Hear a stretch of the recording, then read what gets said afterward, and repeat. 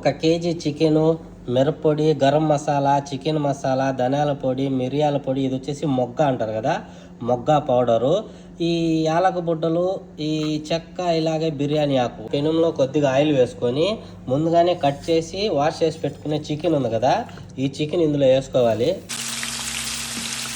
ఇందులో వేసుకొని కొద్దిగా సాల్ట్ వేసుకోవాలి. సాల్ట్ వేసుకొని కలబెట్టుకొని మూత పెట్టుకోవాలి. ఒక 20 మినిట్స్, అంటే ఈ చికెన్లో ఉండే వాటర్ అంతా ఇంకిపోయే వరకు. బిర్యానీ ఆకు, ఈ చెక్క,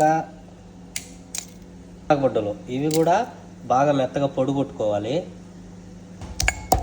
ఉడికిపోయిందన్నమాట. ఇప్పుడు ఈ మసాలాలు వేసుకున్నాము.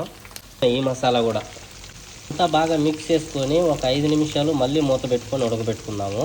చూడండి, పీసు మెత్తగా ఉడికిపోయింది. గ్రేవీ చూడండి, ఇందులో టమోటా కానీ, ఎర్రగడ్డ కానీ, అల్లం పేస్ట్ కానీ ఏది లేదు. బాగా ఉడికిపోయింది అన్నమాట. చూడండి, చూస్తుంటేనే నోరు ఊరిపోతా ఉన్నది. ఇది మందు బాబులకు కానీ, అలాగే పప్పులకు కానీ, రసంలకు కానీ నంజుకోవడానికి సూపర్గా ఉంటుంది. ఈ కర్రీకి ఏదన్నా ఒక పేరు మీరే సజెస్ట్ చేయండి, ఏమని పెడతారో నాకైతే తెలియడం లేదు. ఆహా, మెత్తగా ఉడికిపోయింది చూడండి. ఆహా, సూపర్ ఉంది. దీనికి ఒక పేరు అయితే పెట్టండి.